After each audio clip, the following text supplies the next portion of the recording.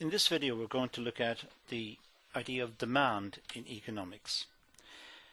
You'll appreciate that a lot of economics is to do with supply and demand, and through supply and demand we get the price of the product, and that's how the market works. But that will be looked at in a different video. In this one we want to just concentrate on demand and look at how the consumer uses this concept of demand and what lies behind demand, and how the consumer reaches a balance in the consumption pattern. So let's start. Well, in economics, demand means effective demand. In other words, we must have demand that's backed by the means of payment. We've all got a demand for a yacht in the south of France and a big house in Los Angeles and so on. We've got a demand for it, but we can't afford it. It's not effective demand. But you may have a demand for a Mars bar because you can afford a Mars bar. That's effective. So effective demand is only the demand that we can back up by the means of payment. So when we talk about demand in economics, we're talking about effective demand. We must also distinguish this idea of stocks and flows. Now this is very important in economics, and we bump into it in various ways. But the difference is a stock is the amount of a commodity at a moment in time. We talk about the stock of capital. It's the number of machines, buildings, the raw materials, perhaps the roads, the offices, the hospitals. If you're talking about the country, that would be the stock of capital. And that's at a particular moment of time. A flow is the rate at which a commodity or a variable is changing over time. So a flow happens over time. A stock is at a moment in time. So we talk about our demand is a flow concept because our demand must be related to time. If I said my demand for petrol was 20 litres, is that 20 litres a day or 20 litres a year? It makes a lot of difference. So my demand for petrol is a flow concept. It's related to time. So stocks and flows are something we must come to terms with. Now we also need to talk about what lies behind demand. And what lies behind demand is this idea of pleasure or of utility. Now this is a very vague concept, and one which I'm just going to introduce here, but one which really needs a bit more thought. We need to explain why and how consumers decide to purchase what they do, and in the quantities to do. And to do this, we need to have some sort of background into the thinking of the consumer, what lies behind the purchase decision. First of all, we have to recognize that consumption is based on pleasure. We buy a sandwich because the sandwich gives us pleasure. In a way, we don't buy the sandwich, we buy the pleasure that the sandwich gives us. I know that may sound a bit sort of strange, but that's the way it is. We don't buy a tin of Coke. We buy the pleasure that the tin of Coke gives us. So we're buying pleasure. We're not buying the products, we're buying the satisfaction, the utility, the pleasure. These are really synonyms, but that's what we're buying. We're not buying the object itself, we're buying the satisfaction, the pleasure, the utility. Utility is the word we use in economics. We're buying the utility that the product gives us. And therefore, our demand is known as a derived demand. We're not demanding the product itself, we're demanding the satisfaction or the pleasure that lies behind the product. So our action in buying the sandwich is derived from the pleasure that the sandwich is going to give us. So demand is a derived demand. it means that we don't demand products per se. Our demand is derived from pleasure. So that's something to bear in mind.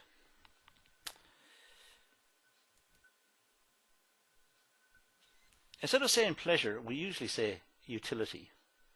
This is simply the satisfaction that we get from consuming a particular good. There is a school of philosophy called utilitarians that dates back to the 1870s, 1880s.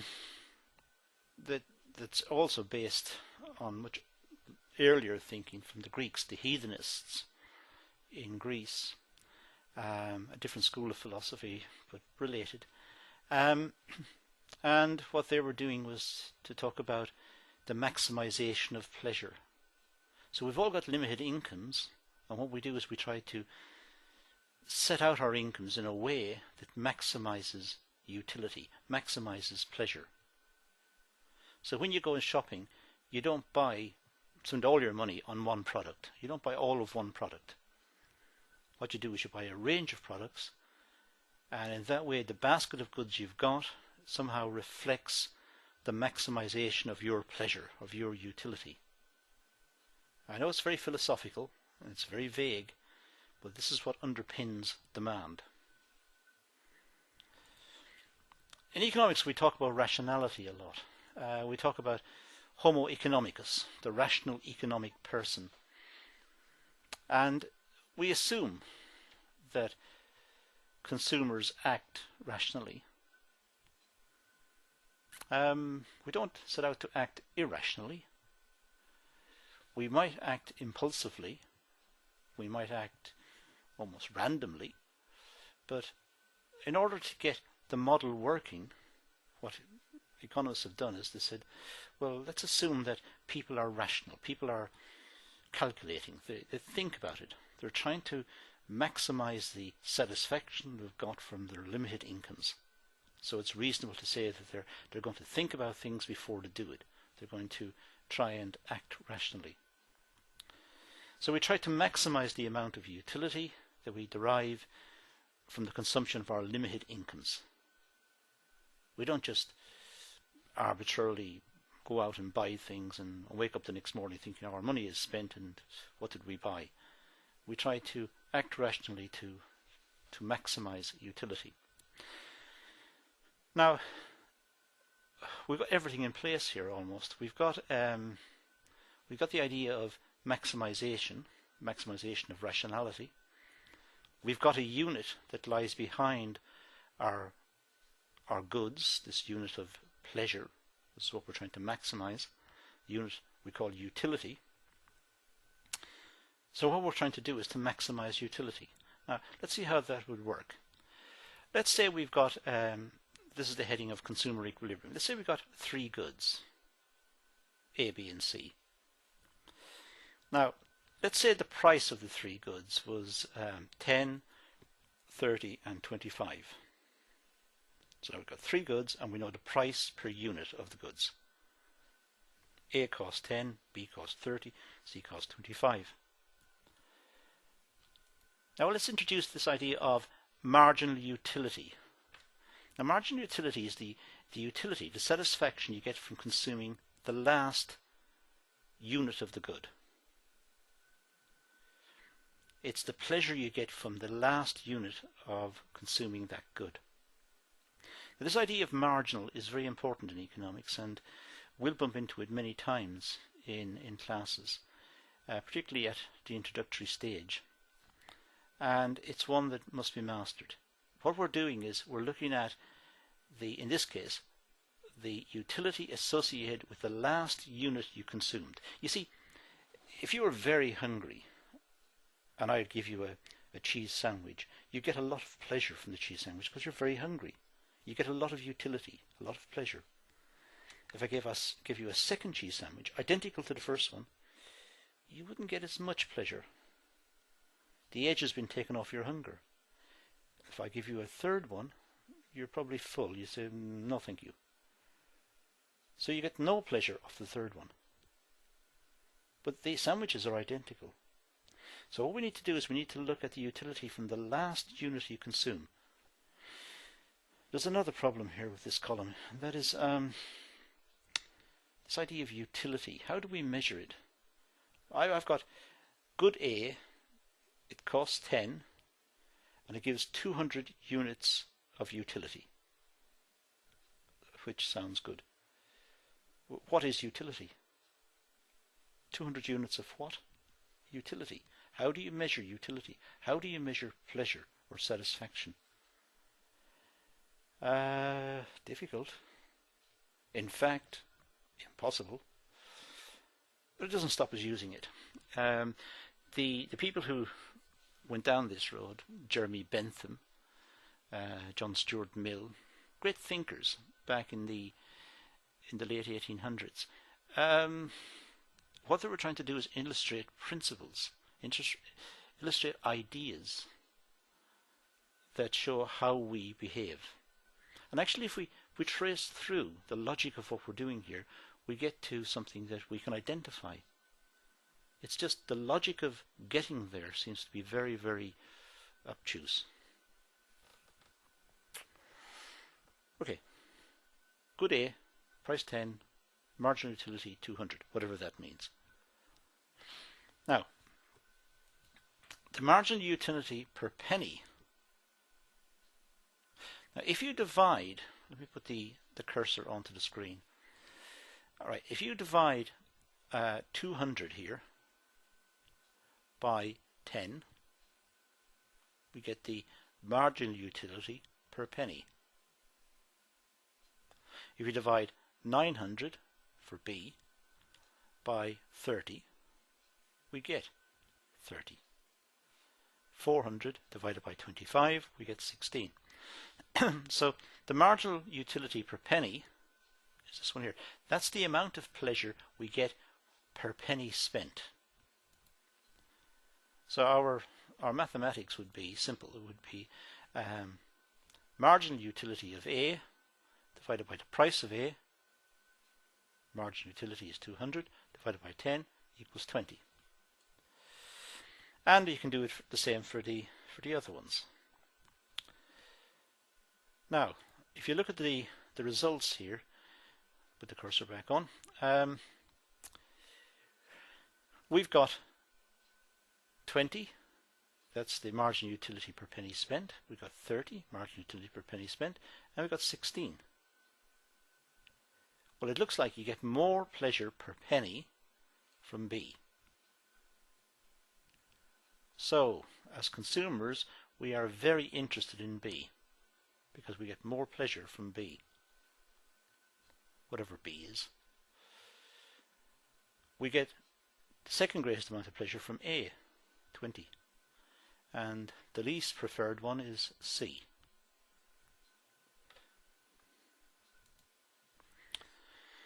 So, buy more of B is the solution. We get more satisfaction per penny. Now, if you buy more of B, then let's have a look at B and see what happens. Well, this is what we found. We found our utility was 30 per unit, but it'll have two effects. First of all, if you buy more of B, then the price of B will increase. So PB will increase. But also the marginal utility will decrease. You remember the example I just mentioned about cheese sandwiches? If I give you a cheese sandwich when you're very hungry, you get a lot of pleasure from it. You get a lot of utility from it. You get 200 utils or 1,000 utils, whatever. I give you the second one, you don't get as much. You get 100 utils. I give you the third one, you get no utils. You're full. You're satiated, you don't want any more. So, the marginal utility is not a constant. As you buy more, it declines. It falls off. So the marginal utility of B will decrease. So as you buy more of B, put the cursor back on, the denominator here is increasing and the numerator is falling. In other words, this 30 will be falling. So overall, that expression will fall in price. Well, sorry, will fall in quantity, I should say, not price. It'll fall in quantity. And that will continue to happen. In other words, as we switch away from B, then we'll spend more of our money perhaps on A, or on C or D or whatever. In fact, we'll continually adjust until we reach overall equilibrium, in theory. And the overall equilibrium is when the marginal utility per penny spent is equal for every commodity, every item you purchase. And that is consumer equilibrium. That's the logic behind it, and it's argued that's why when you go to the shop, if you really like Mars bars, but you've got limited income, you really like Mars bars, you go in, get the basket, you don't fill the basket up with Mars bars. Chances are. You might buy a lot of them, but you don't fill up the basket. You buy cereal and buy milk and you buy some cheese and you try to mix it because you know that if you just buy Mars bars, it's not good. So this equation tries to explain how a rational person, how a thinking person would set about doing it. The downside of the equation is, as I've emphasized throughout, we can't measure utility, and we don't really have an insight into the consumer process that's backed up by utility. We can't measure people's responses purely by utility. We have to allow for impulse buying and irrationality.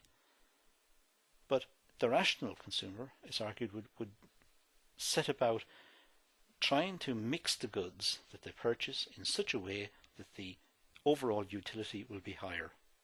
And in theory, that's the maximum that can be achieved. So that's a backdrop on consumer equilibrium and a background on demand. There will be more videos in the demand section. In the meantime,